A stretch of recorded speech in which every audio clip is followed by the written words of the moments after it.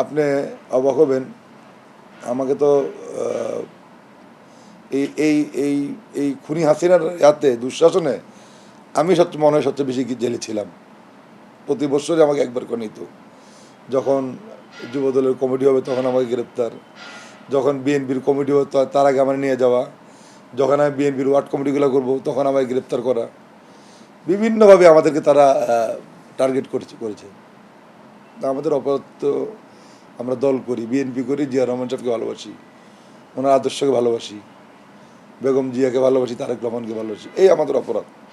এছাড়া আমরা তো ভাই কারোর সাথে আমাদের কোনো ঝগড়াও নাই, মারামারি নেই, কারোর প্রতি কোনো অন্যায় করি না, রাজনীতি করি আমরা। তো আমরা দেখেন এই আমাদের কর্মীরাই 16টা বৎসর আমাদের জীবন থেকে এই মূল্যবান সময়টা নিয়ে গেছে, কেড়ে নেওয়া হয়েছে।